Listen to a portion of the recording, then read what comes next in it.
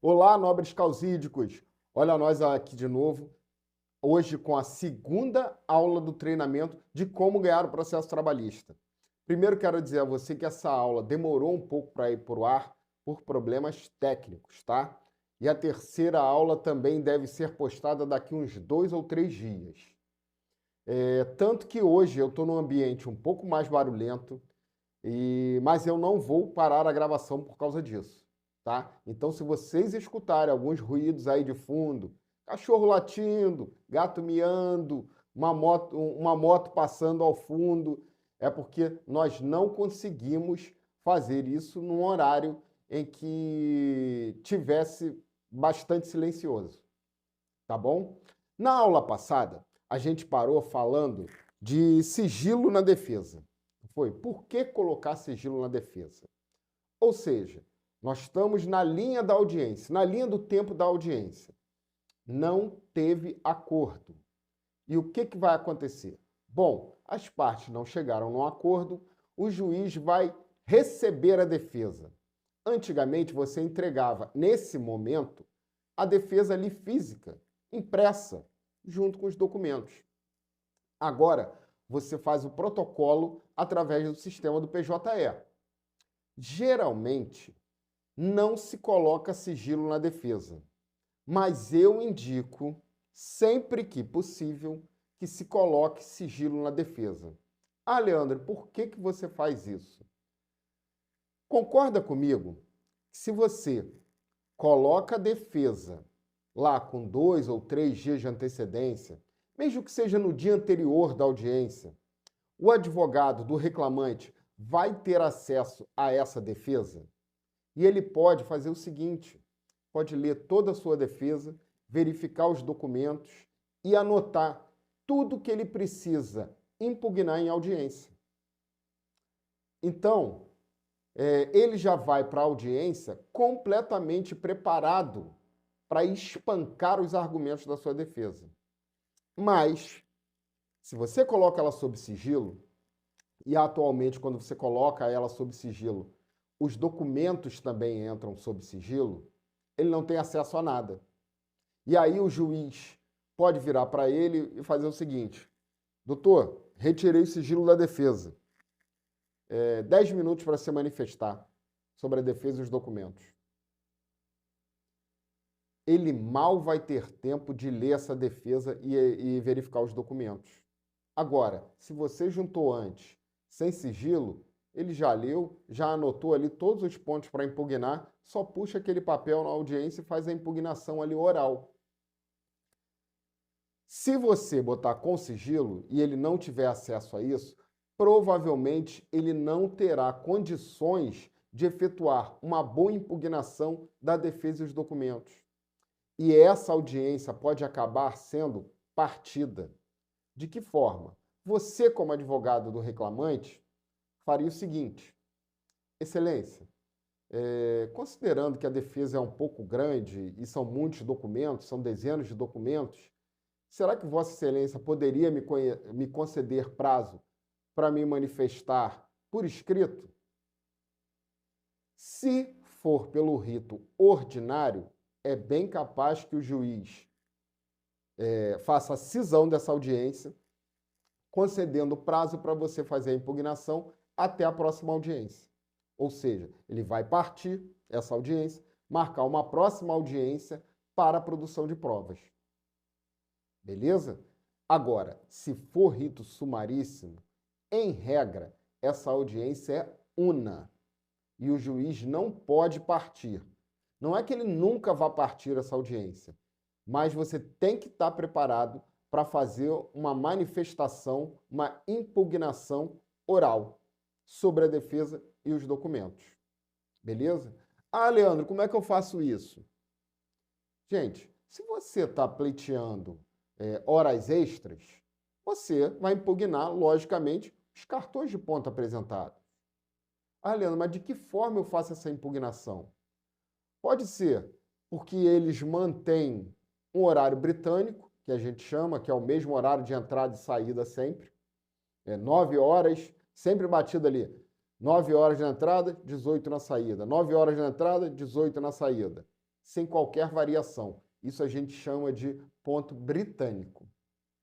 Então, você pode impugnar por isso, ou pode simplesmente falar: Excelência, o reclamante impugna os cartões de ponto, uma vez que não refletem a real jornada laborada. Beleza? Tranquilo, é isso. Se você está impugnando, por exemplo, se você está discutindo num processo a modalidade de dispensa, ele está lá com a reclamada vem em sua defesa dizendo que você assinou um pedido de demissão e o empregado não reconhece aquilo, você vai impugnar aquele documento. Entendeu? Tem que se atentar para as questões principais do processo. Depois da manifestação, nós vamos produzir provas. Mas antes de produzir provas, é preciso saber se você precisa produzir prova.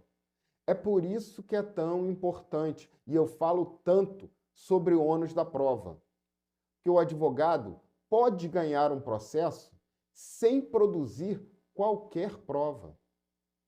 Quer ver um exemplo? O ônus da prova na demissão por justa causa é da empresa. Aí, um empregado te procura no escritório falando que foi demitido por justa causa, por um ato de improbidade, furto, por exemplo. Você ingressa com uma ação sem qualquer prova, informando que ele jamais praticou aquele ato. E você faz o pedido, obviamente, da reversão da modalidade de dispensa para dispensa indireta, pleiteando todas as verbas rescisórias a que ele teria direito e ainda, talvez, danos morais.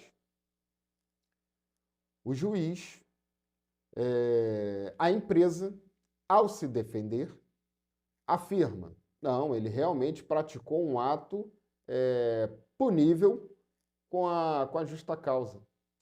Quem precisa efetuar essa prova é a empresa.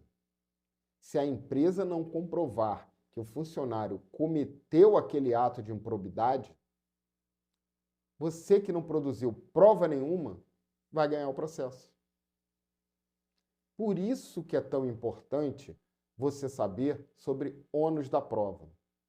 A regra do ônus da prova está no artigo 818 da CLT. Mas eu não vou ficar aqui em questões doutrinárias, não, tá? O curso que eu me proponho a dar é sobre prática, é sobre dia a dia, é sobre aquilo ali que acontece na sala de audiência. Que eu acho que é isso que quem está procurando um curso de prática precisa.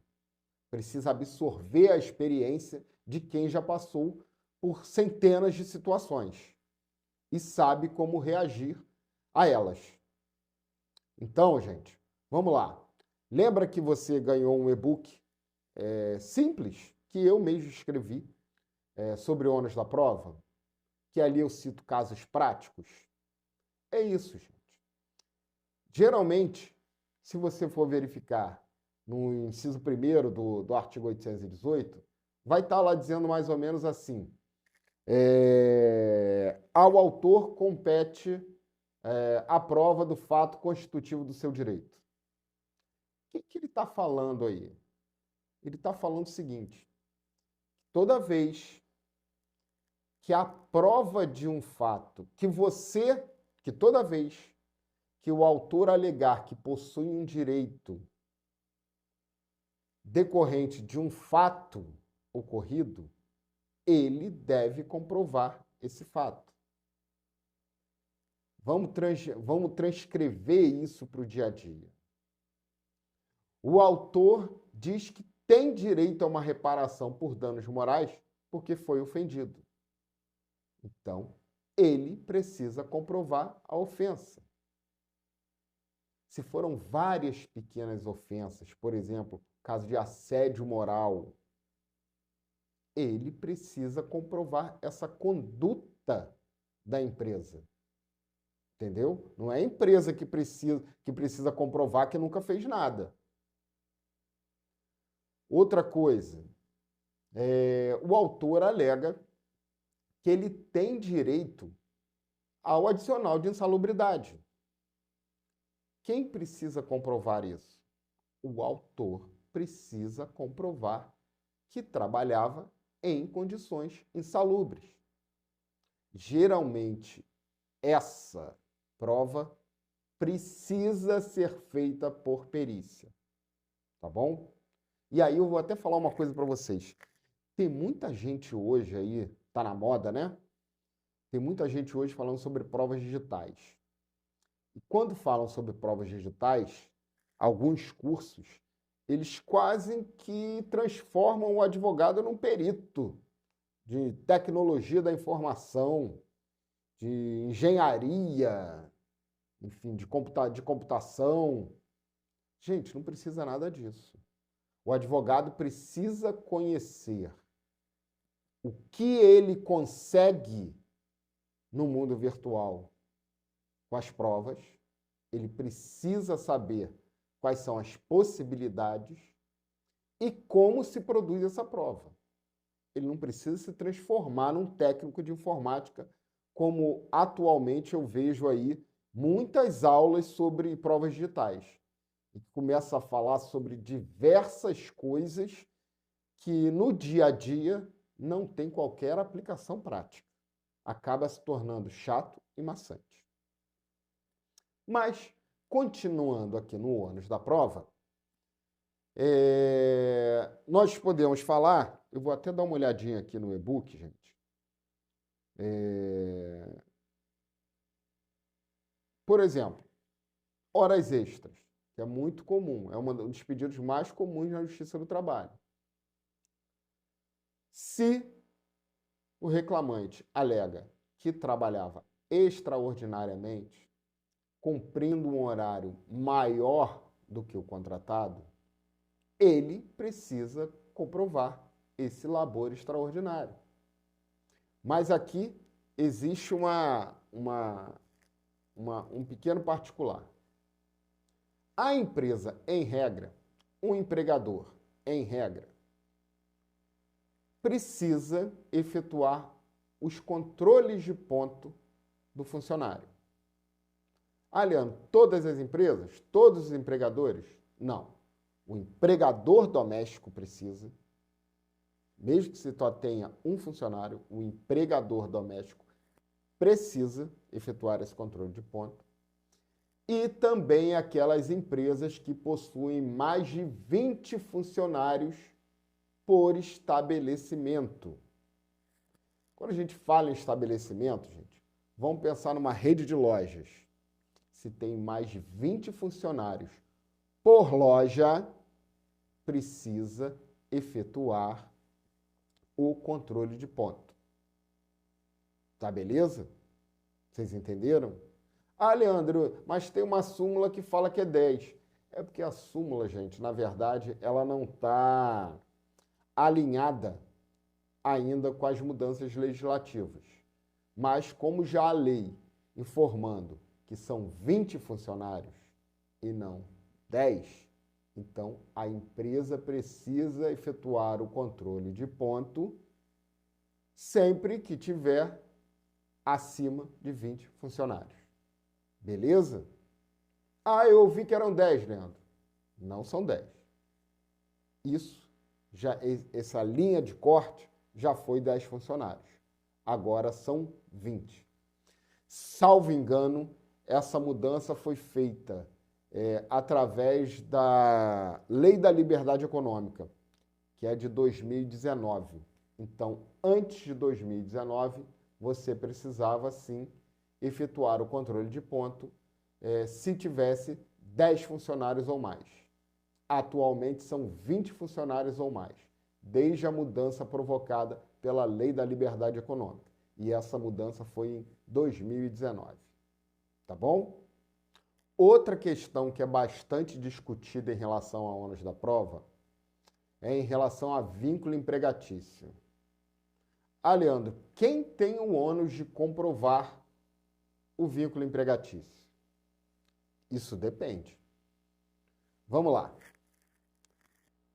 Na verdade, o que o autor precisa é comprovar a relação de trabalho, que ele prestava o serviço, que ele trabalhava. E aí, o ônus de comprovar que não era uma relação de emprego é do reclamado.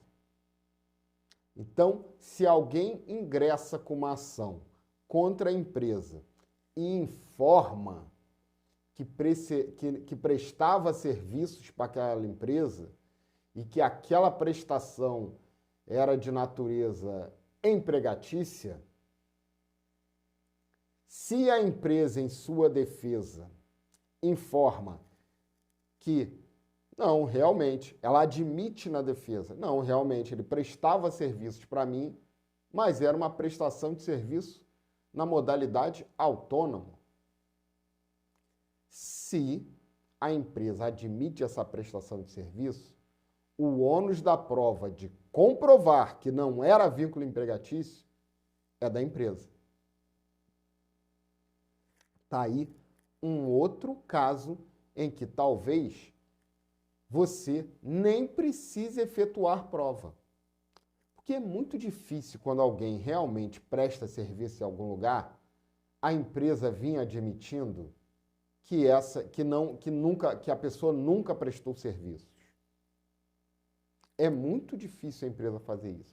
Geralmente ela admite a prestação de serviços e diz que isso, que na verdade era uma prestação autônoma eventual. Tá? Diz que os requisitos do vínculo empregatício, da relação empregatícia, não estão caracterizados, mas esse ônus é dela. Beleza? Então, assim, o ônus da prova é a regra que vai dizer quem precisa ou não produzir determinada prova. Beleza, gente? Ficou entendido isso? Acho que, assim, tudo que eu falei aqui agora, junto com o e-book que vocês receberam, acho que já dá uma ideia bem bacana do que é o ônus da prova.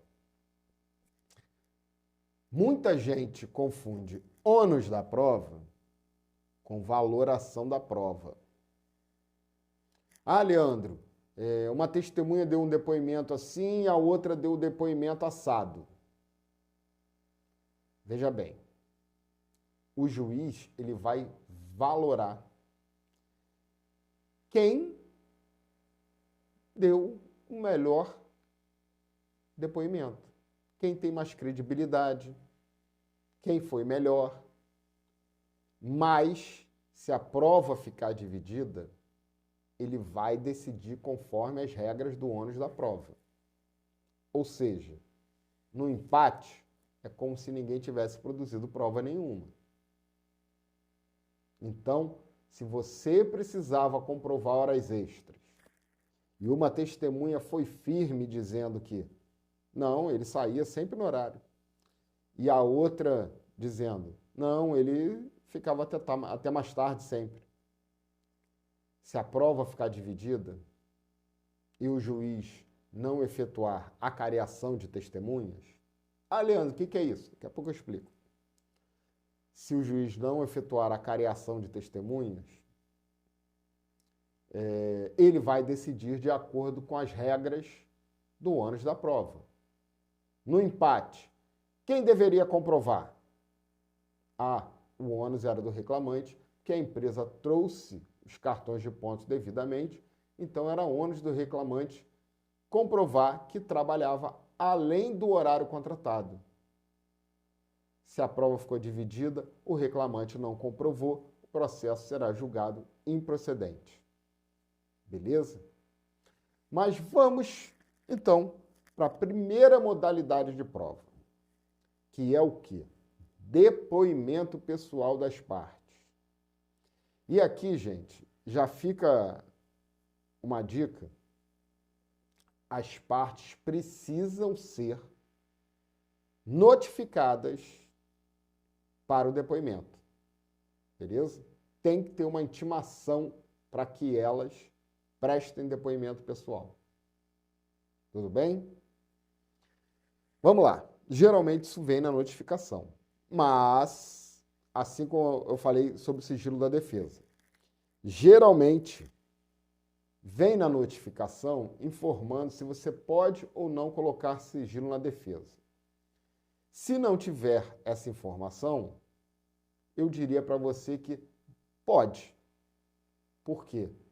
Mesmo que o seu caso não seja uma previsão de segredo de justiça que daria embasamento para o sigilo da defesa, o TST também não aceita que o magistrado não considere.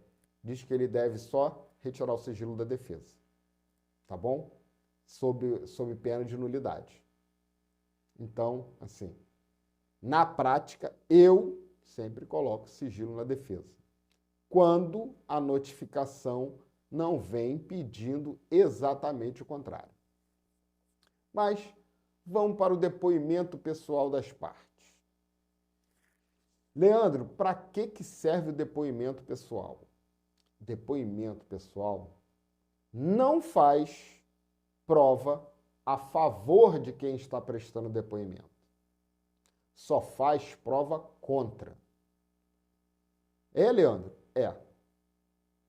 Então, assim, o advogado ex-adverso sempre deve pedir o depoimento pessoal da outra parte, desde que a questão verse sobre fatos. Se a questão for só de direito, não há porquê. Então, os fatos não são controvertidos, não há por que pedir depoimento pessoal. Mas vamos lá. Outro dia, um advogado estava fazendo uma audiência e um advogado, a gente combinando, eu estava defendendo a primeira reclamada e ele a segunda reclamada. E ele estava falando, doutor, você vai pedir o depoimento pessoal do reclamante?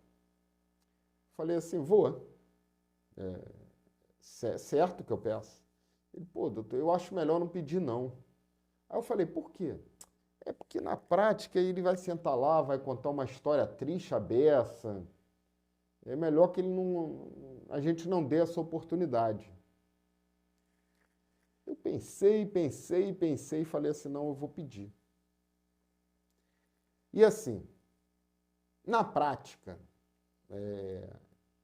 eu geralmente peço que quando há questões de fato controvertidas, você consegue, no depoimento pessoal, retirar uma confissão, que é a rainha das provas. E aí, se você consegue retirar uma confissão, você não precisa nem produzir mais provas sobre isso. Quer ver um exemplo? Eu falei já sobre questões de produzir prova, perguntar com base em documentos.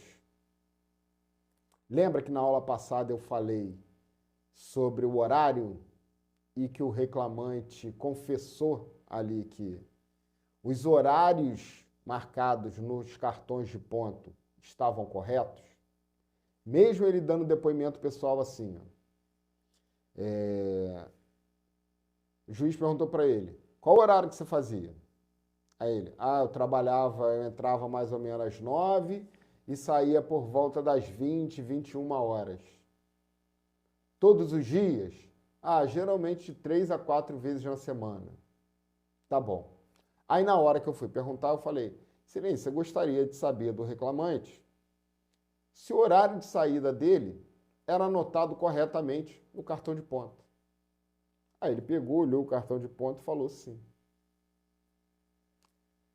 Não preciso produzir mais nenhuma prova sobre isso. Por quê? Porque ele acabou de dar os cartões de ponto como válidos. Os cartões de ponto estavam nos autos. Precisa ouvir testemunha para isso? Não. Por quê? Porque o fato deixou de ser controvertido. Porque na minha defesa vinha dizendo o quê? Que os cartões de ponto eram marcados corretamente, que eventuais horas extras efetuadas eram pagas ou compensadas. Então, se ele me diz que anotava corretamente, que os cartões de ponto tinham a anotação correta do horário de saída, concorda comigo que o fato deixou de ser controvertido? Se deixou de ser controvertido, não se precisa produzir prova em relação a isso. Entendeu, gente? Olha só. Ele diz que a camisa dele é amarela. Eu digo também que a camisa dele é amarela. E eu não preciso de uma testemunha, ouvir uma testemunha, para dizer que a camisa dele é amarela. Por quê? O fato passou a ser incontroverso. Então, gente, assim, tem que ficar muito atento a isso. Porque vai ter advogado que vai falar assim, eu tenho uma testemunha para ouvir. Aí o juiz vai perguntar assim, mas doutor, vai ouvir testemunha para quê? Se o pedido, por exemplo, igual nesse processo, só de horas extras, vai ouvir testemunha para quê? Ah, excelência, para corroborar o horário dele. Doutor, ele já disse que os cartões de ponto são válidos. Estão com as anotações corretas. Beleza? O que o juiz vai fazer é provavelmente dar prazo até as alegações finais, em alegações finais, para o advogado do reclamante apontar eventuais diferenças entre o que está marcado no cartão de ponto e o que está pago no contra-cheque. Mas ouvir outras pessoas sobre o horário dele não vai mais. Tranquilo, gente? Depoimento pessoal, Leandro. Quem é que presta depoimento pessoal? São as partes.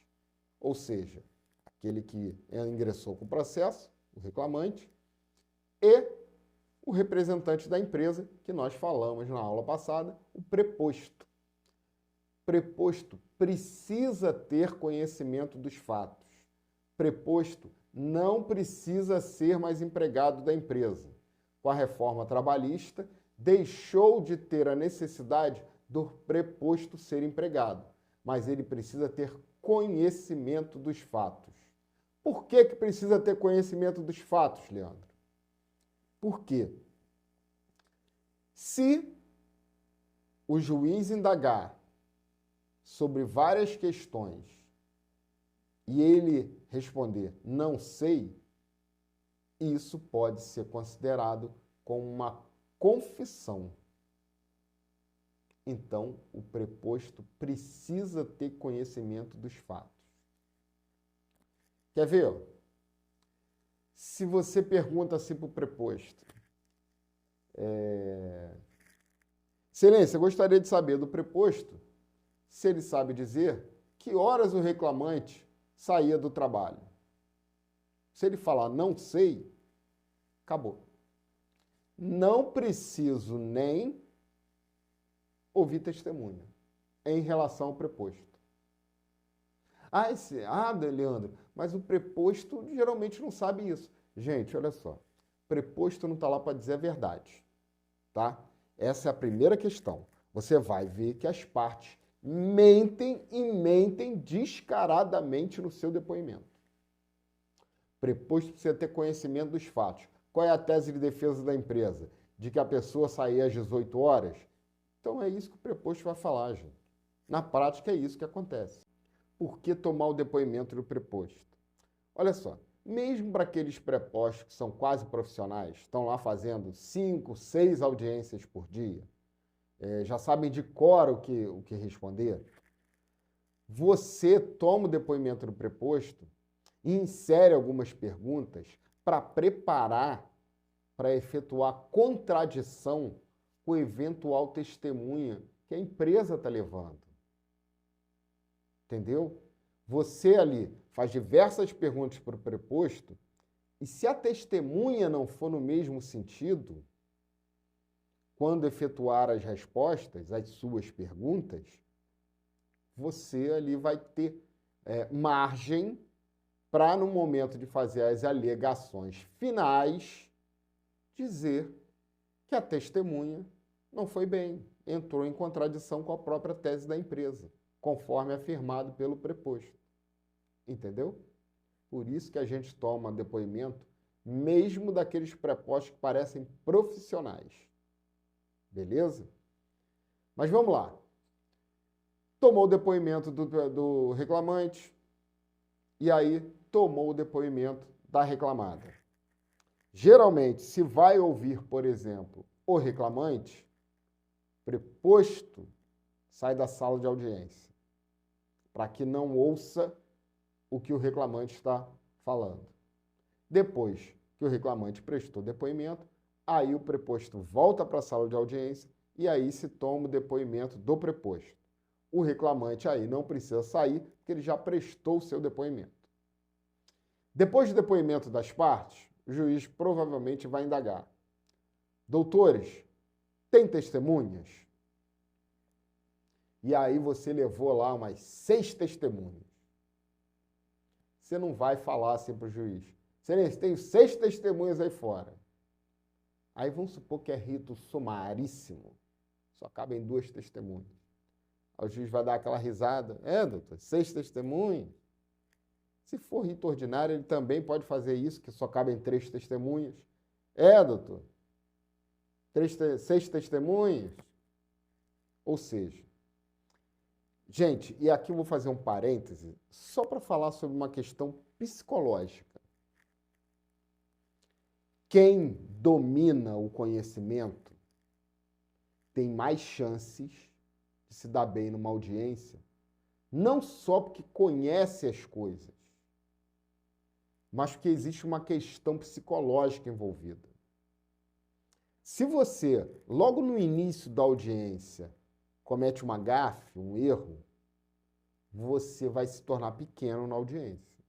E é bem provável que o juiz ou o advogado da outra parte se utilize disso para ter um êxito no processo. Então, assim, por isso que eu digo que é muito importante conhecer os documentos do processo, que você responde mais rápido, você responde com mais propriedade.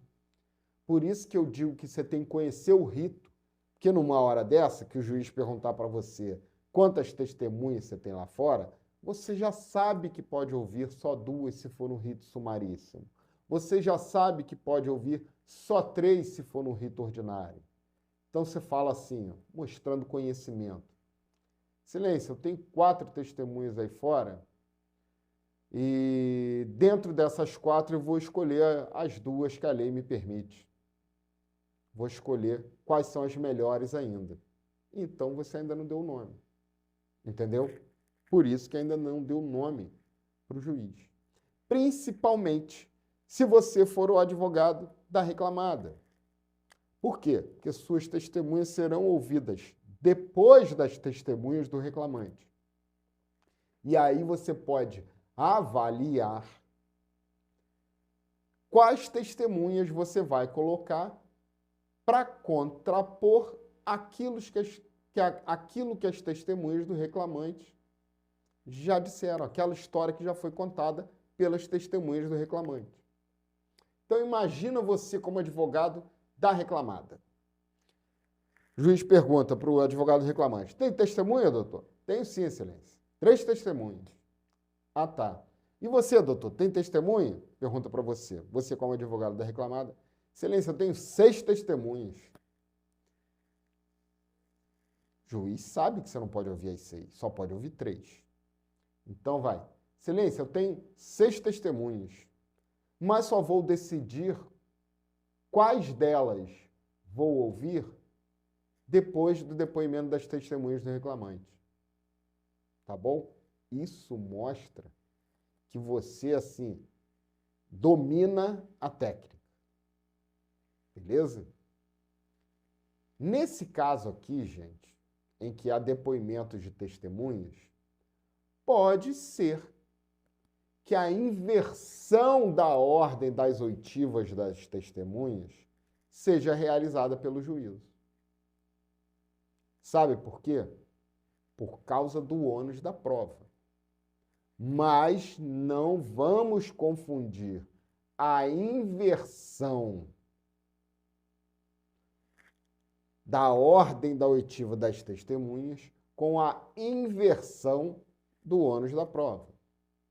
Ah, Leandro, você não falou que o ônus da prova pode ser invertido. Gente, isso está escrito na CLT, tá? Tudo bem, eu não dei um exemplo. Quer ver um exemplo prático de que a inversão do ônus da prova pode ser deferida pelo juiz?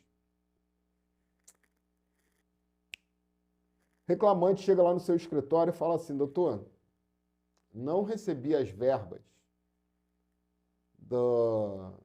da minha rescisão. E aí, a empresa, na hora de efetuar a defesa, você entra com a reclamação trabalhista, ali com base no que ele falou, que não recebeu as verbas. Tem lá um extrato de banco da época que ele saiu, que não tem nada na conta. Ele falou que não recebeu nada. E aí a empresa vem com um TRCT assinado, alegando, não, aqui, ó, termo de rescisão do contrato de trabalho, assinado, eu paguei em espécie. E o TRCT vale como recibo. Olha aí. O cara assinou o TRCT, a empresa foi lá e falou assim para ele, ó, vou depositar o dinheiro lá na sua conta. Vai lá que está no banco. Aí ele saiu e não tem nada lá. Espera mais 1, 2 dias e não tem nada lá. Enfim, não pagou e alegou em juízo que pagou em espécie, com um recibo assinado. O ônus da prova de que não recebeu é do reclamante. Por quê? Porque a empresa tem um recibo assinado. Mas, dependendo do caso, você consegue com o juiz a inversão do ônus da prova. Que é o quê? Excelência, nesse dia, isso não aconteceu só com o reclamante, não. Aconteceu também com outros 3 empregados. A empresa também sempre efetuou o pagamento na conta corrente do reclamante. Nunca efetuou pagamentos em espécie ao reclamante. Pode ser que o juiz, escutando isso, entenda que é o caso de inverter o ônus da prova. A empresa vai precisar efetuar a prova de que pagou aquilo em espécie. Por quê? Porque a narrativa do reclamante tem verossimilhança. A empresa nunca pagou nada em espécie e vai lá, paga 10 mil reais de rescisão em dinheiro, na mão. Então o juiz pode falar assim, ó, tudo bem. Inverta o ônus da prova para que você efetue a prova de que efetuou o pagamento em espécie. De que forma a empresa vai fazer isso? Vai trazer o funcionário que efetuou o pagamento para prestar depoimento. Pode juntar extrato bancário dizendo que sacou em espécie valores para efetuar o pagamento daquelas rescisões. Entendeu? A empresa vai ter que vai ter que dar o seu jeito. Porque a história de que ela pagou todo mundo em espécie e nunca fez isso antes é, no mínimo, estranho. Esse é um dos motivos de inversão do ônus da prova. E se o juiz efetuar essa inversão, ele precisa dar prazo ou marcar uma nova audiência que permita que a empresa efetue a prova que agora é dela. Não é ali naquela audiência que está rolando que isso vai acontecer. Não. Vai partir, pode ser que inverta o ônus da prova e aí a empresa vai se marcar uma nova data para que a empresa possa produzir essas provas. Tá bom? Mas, voltando à inversão da ordem dos depoimentos. Leandro, por que se inverte a ordem dos depoimentos? por economia processual. Às vezes por questões de lógica. Lembra que eu falei para você que o ônus da demissão por justa causa é da empresa? Então, se é a empresa que precisa comprovar que o reclamante efetuou aquele ato de improbidade, por que eu vou ouvir as testemunhas do reclamante primeiro, se o fato não está comprovado? Esse também é uma das questões, gente, de mostrar que você conhece bem o processo, que conhece bem o rito processual, que domina a técnica processual. Se o pedido é só de reversão de justa causa, você pode pedir ao juiz, assim, as partes deram depoimentos, silêncio, pela ordem. Considerando que o ônus da prova é da empresa, Vossa Excelência poderia inverter a ordem das oitivas das testemunhas para que a empresa comprovasse a justa causa? Por que isso? Porque se o reclamante não precisa comprovar nada, vai ouvir o que das testemunhas dele? Então, a empresa precisa comprovar primeiro, através das testemunhas, das provas que tiver, que aquela justa causa foi aplicada de forma devida. E aí, o reclamante, para desfazer essa prova, pode ouvir as suas testemunhas. Agora, se essa prova sequer for feita, não precisa ouvir ninguém. Entendeu? Vamos supor que as testemunhas que sentem lá, pela reclamada, não comprovem que o reclamante cometeu um ato de improbidade. Vai ouvir as testemunhas do reclamante para quê? Então, você pode demonstrar, como advogado, que tem domínio da técnica, pedindo ao juiz a inversão da ordem dos depoimentos quando o ônus da prova for da outra parte. Tá bom? Legal isso? Outra coisa também. Gente, testemunha, geralmente tá lá bem nervosa, tá? Então, assim, prepare as testemunhas antes, converse com elas. Tô falando pra vocês falarem para testemunha mentir, não. Tô falando que, assim, você que é advogado, às vezes fica nervoso numa audiência. Imagina quem não conhece nada da audiência, que tem que prestar um compromisso legal para dizer a verdade, e a pessoa, às vezes, tem medo, gente. Olha o barulho de fogos aí, ó. Às vezes a pessoa simplesmente tem medo e não consegue nem botar para fora o que sabe. Outra coisa bem legal, e eu falo muito disso, assim, é sempre bom você surpreender o outro colega. E na Justiça do Trabalho você consegue fazer isso. Vamos supor, levou as testemunhas independentes de intimação. Conversa com as testemunhas na frente do advogado da outra parte, não. Se possível, conversa num ambiente separado. Isso faz com que as testemunhas apareçam efetivamente para a outra parte só na hora que for chamada para o depoimento. Às vezes, você pega o advogado de surpresa, ele nem esperava que você tinha testemunha. Te olha lá fora com o reclamante, vamos supor, advogado da empresa, te olha lá fora e está só o reclamante e ele. E o processo vai ser maior. Mas as testemunhas do reclamante estão presentes, as testemunhas do reclamado estão presentes. E não é motivo de inversão da ordem das testemunhas, da oitiva das testemunhas, né? Chama a primeira testemunha, ela vai ser ali compromissada.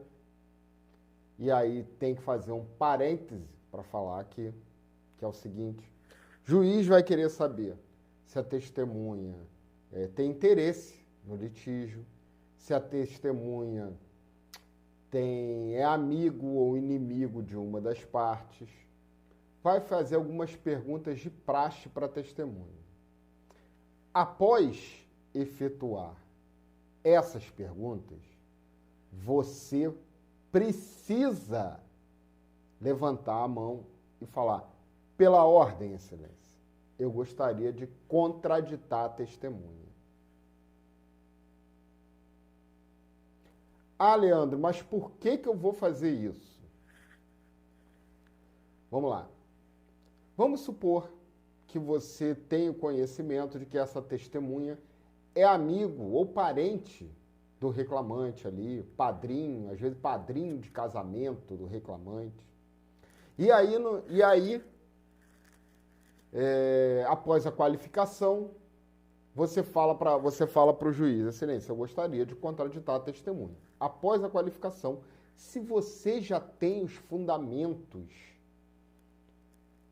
de contradita. Se não tem, aguarde o juiz efetuar as perguntas de praxe. Se tem interesse ou não no processo, se tem amizade íntima ou não com as partes. Eu costumo fazer o seguinte: o juiz fez todas essas perguntas, eu falo assim: excelência, pela ordem, será que eu posso, até para não levantar um incidente processual de forma leviana, efetuar algumas perguntas para o depoente antes de decidir pela contradita ou não? A maioria dos juízes, gente, permite. Tá, doutor, quer saber o quê? E aí, gente, existem casos que você pode fazer contradita genérica, tá?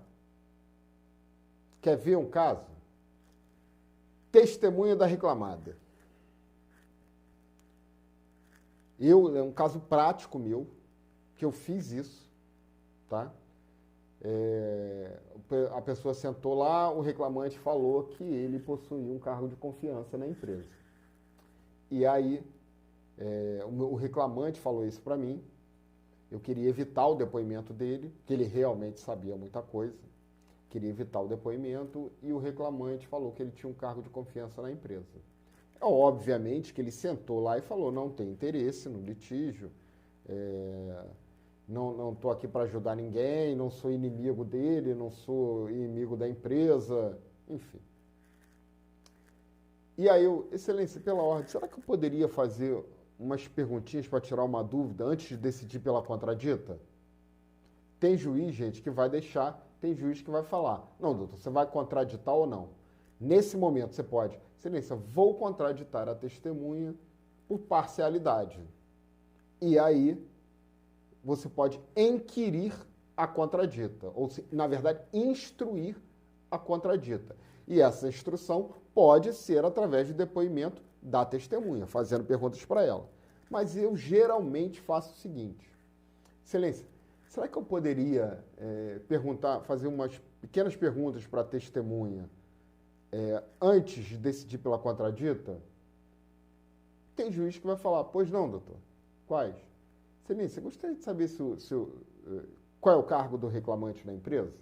Qual é o cargo do depoente na empresa? Depende. Sou supervisor de não sei o que, não sei o que, não sei o que. Esse cargo é considerado de confiança?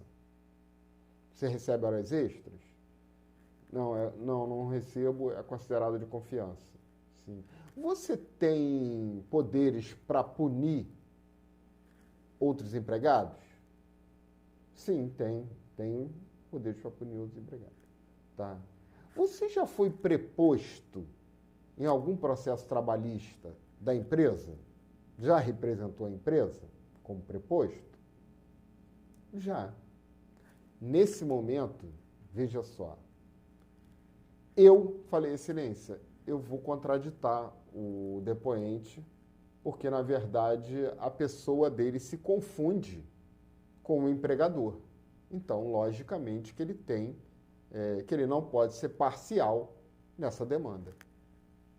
E o juiz aceitou essa contradita. Por quê? TST, gente, está cheio de posicionamento assim. Se o cara reúne algumas qualidades, ele não vai ter um depoimento isento. E nesse caso as qualidades foram: ele tem um cargo de confiança, ele pode punir outros empregados e ele já representou a empresa em juízo. Então ele detém um nível de confiança que ele se confunde com o empregador. Isso é pacífico? Não, não é pacífico. Mas se você fizer, te garanto aí que metade, pelo menos metade dos juízes vão aceitar. Tá bom? Dica prática, linda aí para vocês utilizarem nos processos de vocês. Ah, Leandro, mas se o juiz não deixar eu fazer as perguntas? Bom, aí você faz o que eu te falei. Contradita a testemunha, excelência, pela ordem. Vou contraditar a testemunha por acreditar que ela não prestará um depoimento imparcial. Ah, por quê, doutor? Excelência, gostaria de efetuar algumas perguntas para a testemunha que comprovarão isso que eu estou falando. E aí o juiz é obrigado a instruir a contradita, então vai deixar você fazer essas perguntas. Beleza? É isso que acontece. No dia a dia, é assim que se desenrola. Testemunha serve para quê? Para comprovar fatos, gente. Tá bom? Vocês já ouviram falar em testemunha referida? O que é isso, Leandro? Testemunha referida, gente, é o seguinte. Imagina que você está tentando comprovar que o empregado foi demitido por justa causa porque agrediu alguém. Aí, no meio do depoimento de um empregado da empresa, que a empresa levou para comprovar essa agressão, o empregado fala assim: eu não vi, mas fulano de tal estava na hora e viu. Fulano de tal é uma testemunha referida no depoimento. Você pode ser que não consiga, por si só, trazer essa pessoa. Ou perdeu a oportunidade. Você pode fazer o seguinte requerimento ao juiz: excelência, considerando a busca pela verdade real, será que Vossa Excelência pode determinar a oitiva de fulano de tal que foi referido no depoimento de Beltrano? O juiz pode perfeitamente encerrar ali, marcar uma nova audiência e determinar a intimação dessa pessoa para vir prestar depoimento. Isso é que se chama testemunha referida. Essa testemunha não está dentro, tá, gente, daquela limitação de testemunhas, de número de testemunhas. Principalmente porque essa limitação não é dirigida ao juízo. E aí você pode pedir que o juízo peça a intimação dessa testemunha. Por quê? Porque ele é o destinatário da prova. E a testemunha é do juízo, não da parte. Sobre isso, tem uma outra questão. Caso prático meu. Eu precisava comprovar algumas coisas no processo e a testemunha do reclamante faleceu 2 dias antes da audiência. Ele não tinha mais nenhuma testemunha que pudesse prestar depoimento para ele. Então, não tinha por que eu pedir adiamento da audiência, tentar a substituição de testemunha, porque ele realmente não tinha outra testemunha. E aí, no dia da audiência, a empresa levou uma testemunha. Quando o juiz me perguntou quais eram as provas que eu ia produzir, eu falei depoimento pessoal das partes, depoimento pessoal da empresa, eu uma testemunha.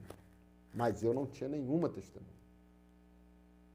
Depois do depoimento pessoal do reclamante, do depoimento pessoal da reclamada, que eu não consegui tirar nada de confissão da reclamada, do preposto, o juiz me perguntou qual era a testemunha. Então, na cara de pau, dei o nome da testemunha da empresa que estava lá fora. Você fez isso, Leandro? Fiz. É claro que deu uma confusão danada, tá? Deu uma confusão danada. O advogado da outra parte, protesto, falou, isso é um absurdo, essa testemunha da empresa, quem trouxe foi a empresa. Aí o juiz olhou para mim com a cara de quem não gostou do que ouviu, e eu falei, excelência, pela ordem, olha só, a testemunha está aí fora, tem conhecimento dos fatos, e ela é testemunha do juízo, e não da empresa, e nem do reclamante. Depois de uma certa ponderação sobre isso, o juiz concordou em ouvir a testemunha, e eu comecei fazendo as perguntas, porque fui eu que chamei a testemunha para a sala. E aí, consegui salvar parte dos pedidos por causa daquela testemunha. Ah, Leandro, mas por que você arrumou essa confusão toda? Gente, se o ônus da prova era meu, a empresa não precisava ouvir ninguém. Se eu não ouvisse a testemunha da empresa, e dela eu consegui tirar uma parte, salvar uma parte dos pedidos, porque eu comecei perguntando, a empresa podia simplesmente ter dispensado. Não, excelência, não vou produzir prova mais não preciso. Por quê? Porque o ônus era meu. Foi por isso que eu pedi e não esperei que o colega apresentasse a testemunha dele. Eu pedi para que fosse ouvido a pessoa que estava lá fora, fulano de tal, que era minha testemunha. Entendeu, gente? Detalhe prático aí, bem prático. Gente, mas essa aula também já está ficando grande demais. Eu tenho muita coisa para falar. Isso é só um pouquinho, gente, do que eu ensino lá no Mestre das Audiências, que na verdade são várias aulas, vários conteúdos e vários exemplos, e alguns eu consigo trazer aqui para vocês. Espero que essa aula tenha ajudado você em alguma coisa. Na próxima aula a gente vai falar sobre prova pericial, sobre provas digitais e alegações finais, terminando esse treinamento que eu me propus a fazer, tá? A próxima aula deve ficar disponível no próximo sábado ou no próximo domingo. Se você gostou, para não perder, dá um like aqui nesse vídeo e se inscreve no meu canal. Beleza? Te aguardo na próxima aula. Grande abraço e obrigado.